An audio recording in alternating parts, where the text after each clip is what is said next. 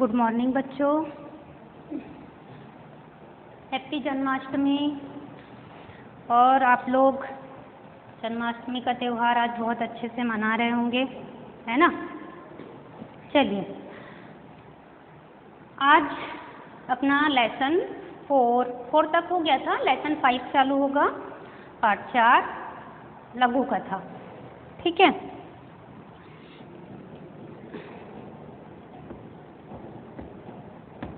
लघु कथाएं, ठीक है बेटा, लेसन 5। इसके राइटर नहीं हैं, ठीक है। कुछ कविताएं ऐसी होती है या कुछ लेख ऐसे होते हैं जिनके राइटर नहीं होते।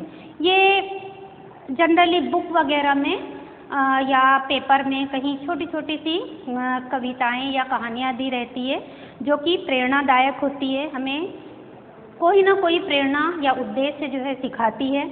इन्हीं को कहा जाता है लघु कथाएं। इनके ऐसा पर्सनल कोई राइटर नहीं होते हैं, लेकिन लघु कथा जो है वो हिंदी साहित्य की जो विधाएं हैं, पढ़े हमने सारी विधाएं। कौन सी बेटा मुख्य विधाएं बताइए? निबंध, कहानी, उपन्यास, नाटक, एकांकी, आत्मकथा, पढ़े हो?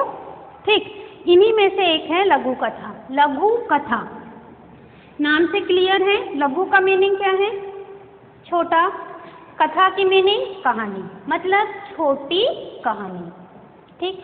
अब एक बात यह है कि कथा मतलब कहानी, और कहानी तो चूंकि हम पढ़ ही रहे हैं, हिंदी साहित्य की जो विधा है उसमें हम कहानी पढ़ ही रहे हैं, तो फिर इस विधा के अंतर्गत लघु कथा का क्या अर्थ हुआ, या लघु कथा का जो हिंदी साहित्य में कौन से मायने हुए, कौन सा स्थान हुआ, क्यों आया ये, क्यों इसकी आवश्यकता महसूस हुई? कहानी हम पढ़ ही रहे हैं ना, इसका भी मीनिंग कहानी है, तो उससे हटकर इसे क्यों रखा गया? क्या उद्देश्य को लेकर रखा गया? कोई ना कोई उद्देश्य तो होगा। एक चीज और, ये लघु कथा जो है, चूंकि हम अभी पढ़ रहे हैं, इसका अर्थ यह नहीं है कि ये अभी से ही प्रारंभ हुई हो या नया नया इसका विकास हुआ हो, ऐसा नहीं है। इस लघु कथा का जो विकास है ये बहुत पहले से ही, जैसे सूर्यकांत त्रिपाठी निराला है ना, राम नरेश त्रिपाठी, इनके समय से ही होने लगा था। पर पहले क्या होता था कि जो हमारी मुख्य विधा है कहानी, तो उस कहानी के कारण इस लघु कथा को ज़्यादा महत्व नहीं दिया जाता था, इसलिए हिंदी साहित्य में ये वो मुकाम हासिल नहीं कर पाई जो कि हमारी कहानी विधा ने हासिल की। लेकिन आज के समय में कहानी को ज़्यादा महत्व नहीं दिया जाता, बल्कि लघु कथा को ज़्यादा महत्व दिया जाता है। इसका सबसे प्रमुख कारण ये है कि आज के इस जो हमारी ये जीवन शैली है, जो इतनी व्यस्त हो चुके हैं, हम इतने बिजी हो चुके हैं कि हमारे पास इतना समय नहीं होता है कि हम लंबी लंबी कविताओं को या लंबी लंबी कहानियों को पढ़ें, है ना। सही बोल रहे हैं हम? ठीक, हमारे पास इतना ज़्यादा समय नहीं होता है, तो हम क्या जैसे कोई लंबी कहानी भी होती है, कभी अपने को उसका मन होता है पढ़ने का, तो हम क्या करते हैं, उसका पहला पैरा पढ़ लेते हैं, बीच का एक हाथ पढ़ लेते हैं और लास्ट का एक पढ़ लेते हैं, तो इससे लगभग हमें कहानी समझ आ जाती है ना। हमें पूरी कहानी पढ़ने की आवश्यकता नहीं होती, लेकिन उस कहानी को बहुत अच्छे तरीके से जानने के लिए, उसके उद्देश्य को जानने के लिए हमें उस कहानी को तो पूरा पढ़ना ही है तब। और चूंकि हमारे पास इतना समय नहीं है, तब हम क्या करें, तो हम किसका सहारा लें? लघु कथा का। ये लघु कथा यानी छोटी सी कथा, मतलब कहानी ऐसी कहानी होती है जिसे पढ़ने में बिल्कुल कम समय लगता है, और सबसे महत्वपूर्ण बात ये होती है कि ये लघु कथाएं जो है किसी न किसी उद्देश्य को लेकर लिखी जाती कि आप थोड़े में अधिक जान सके। वही गागर में सागर, है ना, कम में अधिक। बिल्कुल ऐसे ही इस 10-15 लाइन को आप पढ़कर आपको कुछ न कुछ ऐसा उद्देश्य मिले, ऐसा आप लक्ष्य को प्राप्त करो, ऐसी आपको प्रेरणा मिले कि आप अपने जीवन में आने वाली कठिनाइयों का सामना कर सको। ठीक है, इसी उद्देश्य से आज के शेड्यूल में, आज के समय में, आज के इस बिजी समय में, व्यस्त समय में लघु कथा का अपना एक महत्वपूर्ण स्थान है। समझ आ गया क्या है बेटा लघु कथा? आप देखना अपने जो न्यूज़पेपर होते हैं उसमें जो एक क्या मधुरिमा करके एक जो पेपर आता है, या फिर अपने जो डेली वाले जो पेपर होते हैं उसमें एक पेज रहता है लेफ्ट वाला, तो उसमें कुछ छोटी छोटी कविताएं, छोटी छोटी कहानियाँ देखना आप, लघु कथा के नाम से लिखी होती है। कभी आप उसे ढूंढ कर देखना, बिल्कुल छोटी सी कहानी, लेकिन किसी न किसी सार या किसी न किसी उद्देश्य को वह जरूर पूरा करती है। यही है लघु कथा। ठीक, अपने इस पाठ्य पुस्तक में हम 2 लघु कथा के बारे में पढ़ेंगे। एक ही नहीं है बेटा, है ना, 2 लघु कथा है, जिसमें एक पहली जो लघु कथा है उसका नाम है दूध का मूल्य, और जो दूसरी लघु कथा है वो है रविंद्रनाथ टैगोर की। रविंद्रनाथ टैगोर सब जानते हैं ना, शब्द और अनुभूति। ठीक है, सबसे पहले तो हम इसके ऑब्जेक्टिव देख लें बेटा।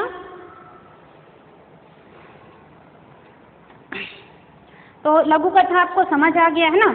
सबसे पहले आप इसके स्वरूप और विकास की बात करेंगे, है ना। पहली लाइन देखिए, लघु कथा हिंदी साहित्य की नव्यतर विधा है। नव्यतर का मीनिंग होता है बिल्कुल नई। ठीक, बिल्कुल IMP क्वेश्चन है ये, मोस्ट IMP है, आप इसे लिख लेना और नव्यतर पे आप अंडरलाइन कर लेना। लघु कथा हिंदी साहित्य की खालिस्तान विधा है, ये बोर्ड में आ चुका है बेटा, है ना। जो तीव्रता से विकसित हो रही है, हमने अभी आपको बताए थे, आज के जो हमारा इतना व्यस्त जीवन है इसमें कहानी को कम स्थान मिल रहा है और लघु कथा को सबसे ज़्यादा मिल रहा है। आज छोटी और बड़ी अनेक पत्रिकाएं लघु कथाओं को प्रकाशित कर रही, छोटी छोटी पत्रिकाएं, जैसे हमने अभी आप एक नाम लिए थे मधुरिमा, है ना। आप और भी कुछ छोटी छोटी पत्रिकाएं पढ़ सकते हैं जो सप्ताह में एक बार या महीने में एक बार जो प्रकाशित होती, इनमें इन छोटी छोटी कविताओं को, इन छोटी छोटी कहानियों को प्रकाशित किया जाता है। बड़े बड़े कथाकार भी लघु कथा लेखन में अपनी अभिरुचि प्रकट कर रहे हैं। आज के जो दिग्गज विद्वान जो लेखक हैं हमारे, ये भी आज के समय के अनुकूल, ठीक है, आज के समय के अनुकूल होकर उन लंबी लंबी कहानियों को स्थान न देकर इन लघु कथाओं को स्थान दे रहे हैं। आज के व्यस्तता भरे युग में पाठक को लंबी कहानी पढ़ने का न तो अवकाश है, मतलब समय है, न ही वैसी उनकी मानसिकता है। मानसिकता मतलब सोच, ये भी हमने आपको क्लियर कर दिए, है ना, कि आज के बिजी समय में न हमारी ऐसी कोई सोच बनती है कि हम इन लंबी लंबी कहानियों को पढ़ें, और न ही हमारे पास ऐसी कोई छुट्टी यानी ऐसा कोई समय होता है। अस्तु, इसलिए कम समय में जीवन संदेश या निष्कर्ष देने वाली लघु कथा पाठक के प्रति अनुकूल होती है। कम समय में छोटी सी जो कहानियां हैं वो जो आपको कोई ना कोई प्रेरणा दे, वही आज के समय में अनुकूल है। सहज स्फूर्त आंदोलन के रूप में विकासमान लघु कथाएं तेजी से उभर रही है। आज के समय, हम आज के ही समय की बात कर रहे हैं बेटा, आज के ही समय में ये लघु कथाएं जो है बहुत तेजी से इसका विस्तार हो रहा है, उभर कर मतलब सामने आ रही है। भाषा और शिल्प की नूतनता एवं प्रांजलता के साथ लघु कथाएं पल्लवित हो रही है। भाषा और शिल्प क्या होता है? एक ढांचा। जैसे हम कोई मकान बनाते हैं, है ना, तो सबसे पहले हम क्या करते हैं? बीम वगैरह बनाते हैं, फिर वो जो दीवारें खड़ी करते, एक प्रकार से हम ढांचा बना लेते हैं कि हमारा घर कैसा होगा, तो यही कहलाता है शिल्प। तो कहानी में भी हम एक ऐसा ढांचा बना लेते हैं कि हमारी कहानी में कौन पात्र होंगे, हमारी कहानी कैसी होगी। भाषा और शिल्प की नवीनता, यानी आज के समय में हमें जो आज की जो कहानियाँ, इसमें हमें पुराने शिल्प नहीं मिलेंगे। अब पुराने शिल्प क्या हुए? जैसे हम यदि पहले की कहानियाँ देखते हैं तो पहले की कहानियों में राजा रानियों का जिक्र होता है, साम्राज्य का जिक्र होता था। जैसे जैसे समय बदलता गया, कहीं आपने देखे हो तिलस्मी टाइप की कहानियाँ भी आपने पढ़े होंगे, भूत वगैरह की, कुछ जासूसी कहानियाँ भी पढ़े। उसके बाद ये क्या है? शिल्प है। ये धीरे धीरे परिवर्तित होता गया। और आज की कहानियाँ आप पढ़ के देखिए, आज की कहानियों में क्या होता है? आज की कहानियों में आज के समय की ही वास्तविकता को बताया जाता है। तो ये क्या कहलाता है बेटा? यही कहलाता है शिल्प में नूतनता। तो आज के समय की जो लघु कथाएं हैं, इनमें भाषाओं में भी परिवर्तन हो रहा है। मतलब घिसी पिटी जो भाषा है उसकी जगह एक अच्छे रोचक शब्दों का प्रयोग किया जा रहा है, ताकि उस कहानी को पढ़ने में रोचकता उत्पन्न हो। भाषा हो गया। अब अंडरलाइन कीजिए, लघु कथा का उद्भव 1901 में माधवराव सप्रे द्वारा लिखित कहानी एक टोकरी भर मिट्टी से माना जा सकता है। इसे अंडरलाइन कर दीजिए। लघु कथा का उद्भव खालिस्तान में हुआ था 1901 में। किसने किया था? माधवराव सप्रे ने। माधवराव सप्रे की प्रथम लघु कथा कौन सी है? तो एक टोकरी भर मिट्टी। ठीक है, इसी लाइन में आपके 3 क्वेश्चन हैं। क्लियर है? यहाँ हिंदी की पहली लघु कथा के रूप में चर्चित हुई। तब से लेकर आज तक सैकड़ों रचनाकारों ने लघु कथा की रचनात्मक शक्ति को उभारने का प्रयास किया। मतलब अनेक लेखकों ने अपनी कलम चलाई। वरिष्ठ रचनाकार जिनका नाम है विष्णु नागर। ठीक, वरिष्ठ मतलब बहुत पुराने जाने माने प्रचलित रचनाकार विष्णु नागर के 3 लघु कथा संग्रह प्रकाशित हुए, जिनकी भूमिका में नागर जी ने ऐसा माना है कि जयशंकर प्रसाद, सुदर्शन। जयशंकर प्रसाद का नाम आपने सुन लिया ना, अब भी हमने एक चैप्टर में पढ़े थे। किस में पढ़े थे बेटा? नर से नारायण में। इसकी हमने एक बहुत महत्वपूर्ण कृति का नाम बताए थे आपको, कामायनी। ठीक है, सुदर्शन। ये सुदर्शन कौन है? आपने कहानी पढ़े हैं हार की जीत, पढ़े थे, वो घोड़ा वाली, खड़क सिंह वाली, ये उसी के राइटर है सुदर्शन। ठीक है, उपेंद्र नाथ अश्क, राम नारायण उपाध्याय जैसे कथाकार हिंदी लघु कथा को पूर्व से ही अपना रहे हैं। मैंने आपको बताया था कि ऐसा नहीं है कि हिंदी इस लघु कथा का आरंभ आज के ही समय से हुआ है, ऐसा नहीं है। इसके पहले भी अनेक वरिष्ठ जो रचनाकार हैं, जैसे विष्णु नागर हैं, उपेंद्र नाथ अश्क हैं, जयशंकर प्रसाद हैं, सुदर्शन हैं, राम नारायण जी हैं उपाध्याय, इन्होंने पहले ही जो है लघु कथा लिखना प्रारंभ कर दिया था।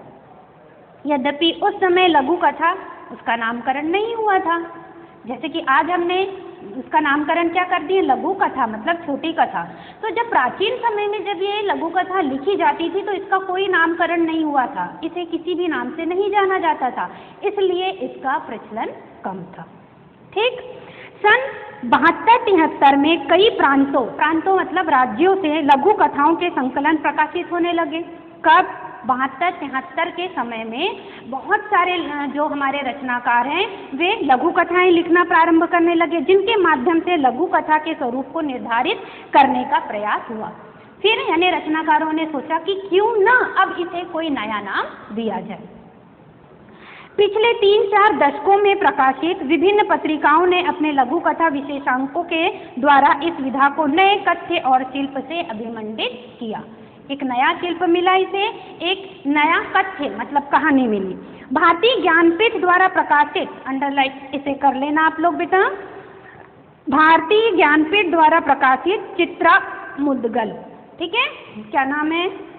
चित्रा मुद्गल का लघु कथा संग्रह, जिसका नाम क्या है? बयान। ठीक है, बयान किसका? चित्रा मुद्गल का बहुचर्चित हुआ। ठीक है, अंडरलाइन कर लिए। आज हिंदी की प्रतिष्ठित लघु कथा के मर्म मतलब ममता है ना, उस लघु कथा में जो लिखा है मेन चीज जो हमें वो लेखक बताना चाहता है, वो मर्म और धर्म को रूपांतरित कर रही है। क्योंकि लघु कथा नवीनतम विधा है, ये हमने पहली अंडरलाइन कर लिए ना, पहली लाइन में नई विधा है, इसलिए इसके लिए एक नए आलोचना शास्त्र की आवश्यकता मानी जाती है। आलोचना मतलब उसमें कुछ ना कुछ कमी निकालने वाला, ये भी एक हिंदी साहित्य का सबसे महत्वपूर्ण क्षेत्र होता है बेटा।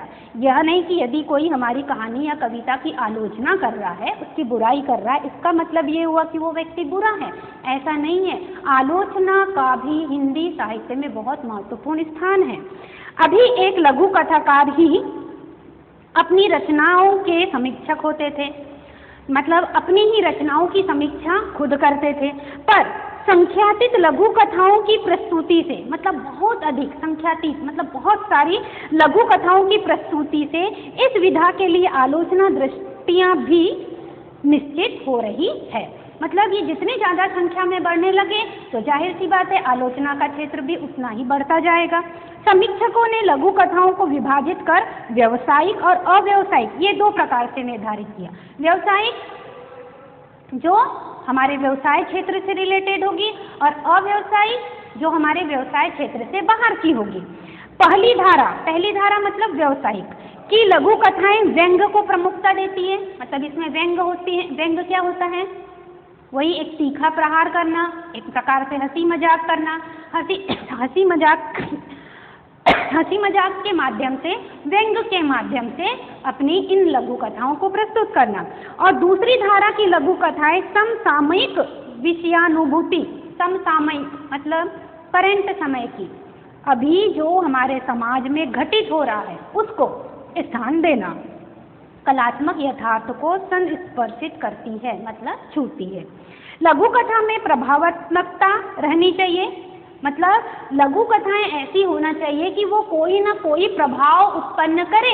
ये नहीं कि हमने उसे पढ़ दिए और चल दिए, कि जब आप उस लघु कथा को पढ़ो तो आपके मस्तिष्क में उसकी एक छाप बैठनी चाहिए, क्योंकि जो प्रभावात्मकता कहानी में होती है वही प्रभावात्मकता और अभिव्यंजना लघु कथा में भी वांछनीय है। ठीक है, मतलब वांछनीय है मतलब महत्वपूर्ण है। क्लियर हो गया? अब देखिए लघु कथा का केंद्रीय भाव है ना, हमने पहले ही बताया, हम यहाँ पे 2 लघु कथाएं पढ़ रहे हैं बेटा, है ना। पहले का नाम है दूध का मूल्य और दूसरी लघु कथा का क्या नाम है? क्या? शब्द और अनुभूति। अब इसमें पहली जो लघु कथा है इसके कोई राइटर नहीं है, और जो हमारी दूसरी लघु कथा है शब्द और अनुभूति, इसके राइटर खुद रविंद्रनाथ टैगोर है।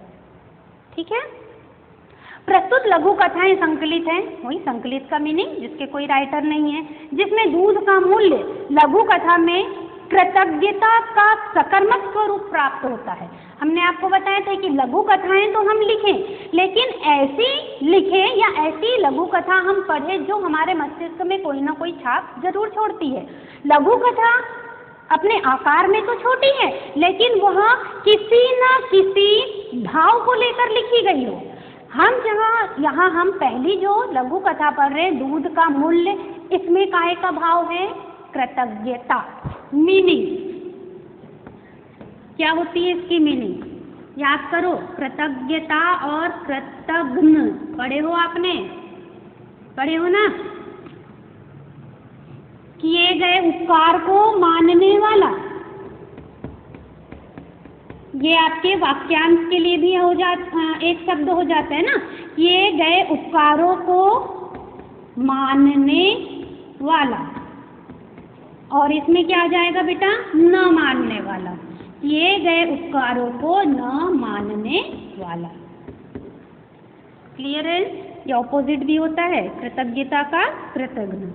ठीक है, वाक्यांश के लिए एक शब्द यदि आपको पूछ लिया किए गए उपकारों को मानने वाला, वाक्यांश के लिए एक शब्द, तो क्या आ जाएगा? कृतज्ञता।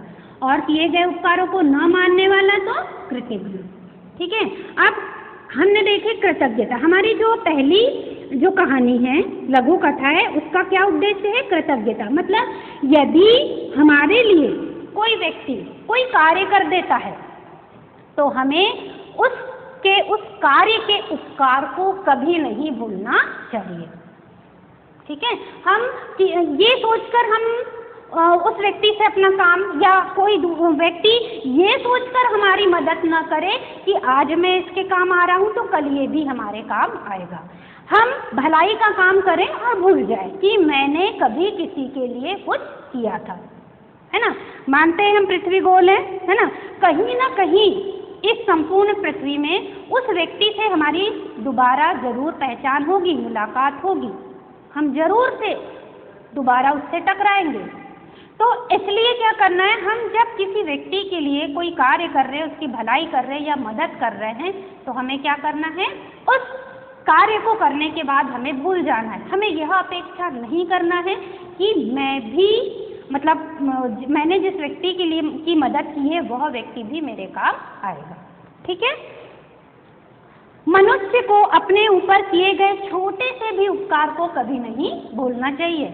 कोई व्यक्ति जो आपका कोई छोटा सा भी, एकदम छोटा सा भी कार्य क्यों ना कर दे, उस उपकार को आपको कभी भी नहीं भूलना चाहिए।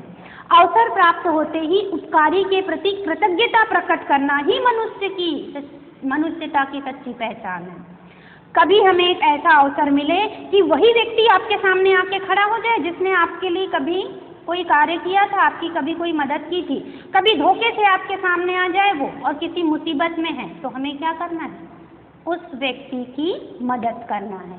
यही तो व्यक्ति की सच्ची पहचान है। नई पीढ़ी, आज के समय की बात की जा रही है, नई पीढ़ी इस तरह की मानवीय भावनाओं से भरकर ही अपने समय की मूल्यहीनता को समाप्त कर सकती है। आज का समय कैसा हो चुका है? हमारे जो आपसी संबंध है वो धीरे धीरे कम होते जा रहे हैं, है ना। हमने परिवार में भी देखे, परिवार में भी इतने मनमुटाव आने लगे हैं कि जो हमारा प्रेम है, जो हमारा पारिवारिक प्रेम है, वो धीरे धीरे कम होता जा रहा है। ये आज के समय में बेटा, पहले ऐसा नहीं होता था। क्या कारण है इसका? मुख्य कारण क्या है इसका? समय।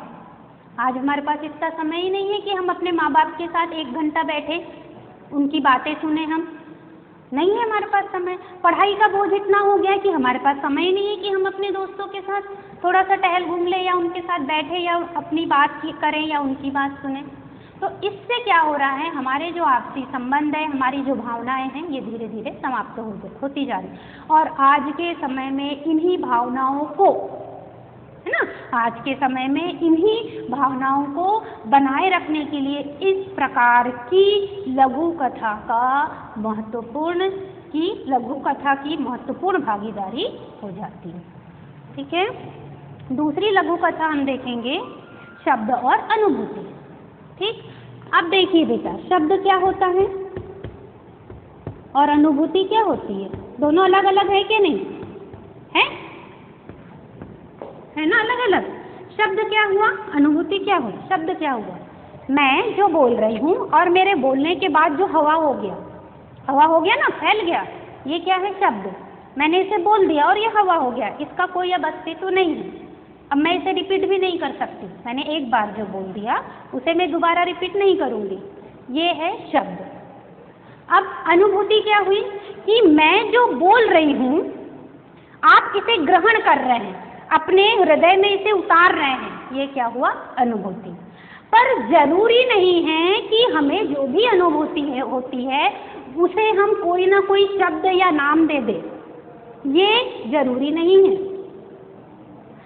ये जरूरी नहीं है कि हम जो अनुभूति कर रहे हैं इसका कहीं पुस्तक में लेख हो या किसी के द्वारा बताया गया हो, ऐसा भी नहीं है। एट ए टाइम हम जिस चीज की हम अनुभूति करें, एट ए टाइम अचानक से पता चला कि अरे ये तो ये चीज है, हमें क्या हुआ, उसके बारे में ज्ञान हुआ, यही कहलाती है अनुभूति। ठीक है। तो शब्द अलग है और अनुभूति अलग है। इसके अंतर्गत लेखक का ये मानना है कि सौंदर्य अनुभव की वस्तु है। सौंदर्य का मीनिंग क्या है बेटा? सुंदरता। सुंदरता कोई शब्द मात्र नहीं है। सुंदरता क्या है? अनुभव की वस्तु है ना।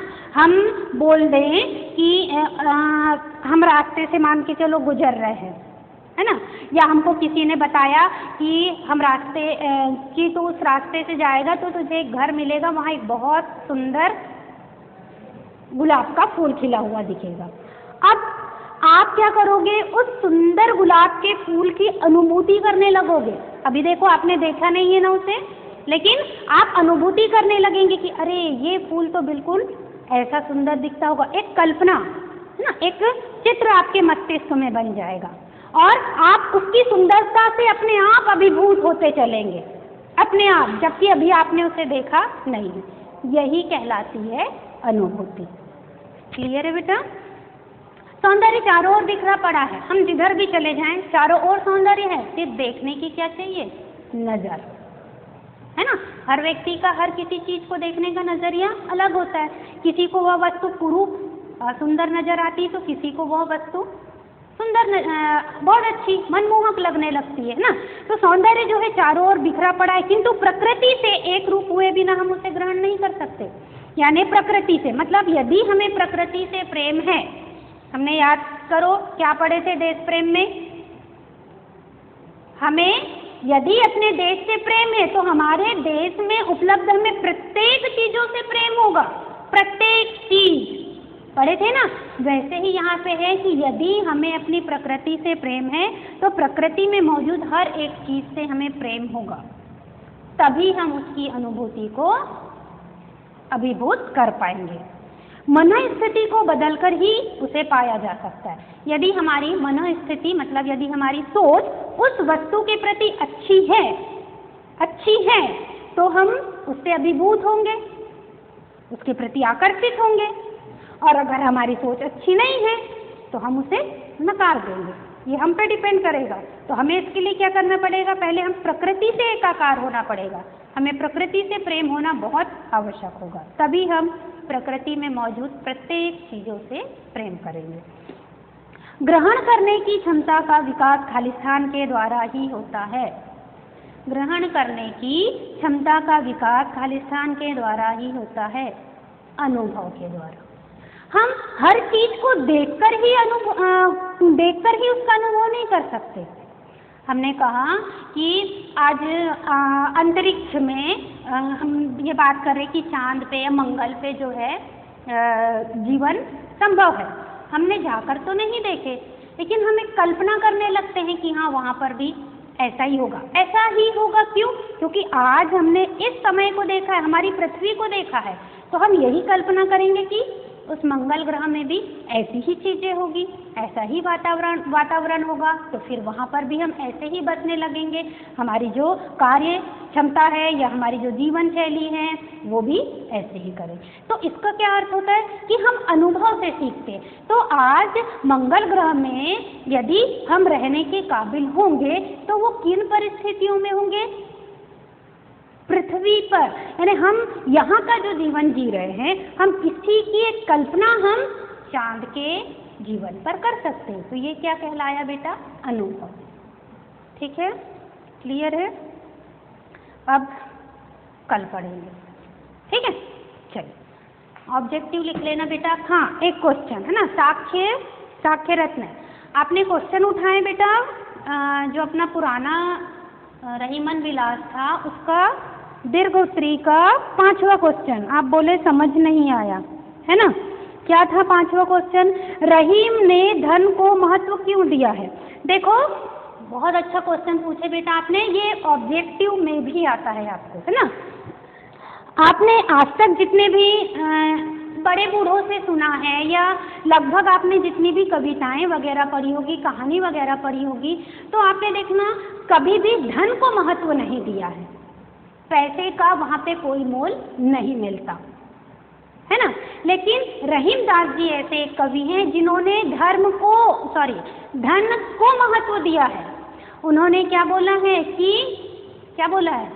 धन में ही मित्र बनाने की शक्ति होती है।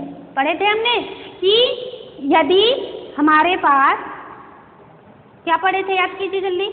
यदि हमारे पास धन है तो हमारे अनेक मित्र बन जाएंगे। किस पद्यांश में पढ़े थे बेटा हमने? जब लगी न विकता आपने तब लगी मित्र न होए, रहीमन अंबु अंबुज बिनु। पढ़े थे? रवि राहिन हित होए। कि जब तक हमारे पास रुपया पैसा धन संपत्ति नहीं होगी, हमारा कोई भी मित्र नहीं होगा, हमारे संबंध किसी काम के नहीं होंगे। लेकिन देखना, जब हमारे पास रुपया पैसा आ जाता है तो अनेक लोग हमें पूछने लगते हैं, मतलब हमारे मित्र बन जाते हैं, हमसे कोई ना कोई रिलेशन, कोई ना कोई संबंध स्थापित करने लगते हैं। इसलिए रहीम ने धन को महत्व दिया है। ऑब्जेक्टिव में भी यदि आएगा तो इसे याद रखना, रहीम ने धन को महत्व दिया है।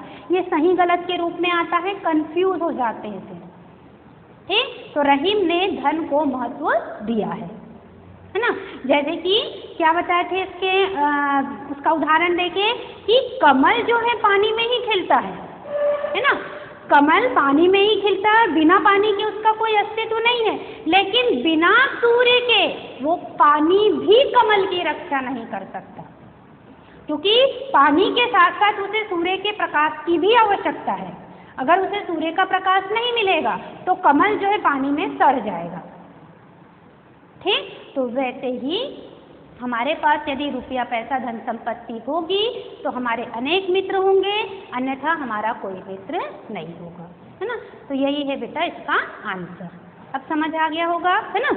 चलो ठीक, अब हम नेक्स्ट कल देखते हैं चैप्टर को हम आगे बढ़ाएंगे, ठीक है। ओके बेटा, चलो थैंक यू बेटा।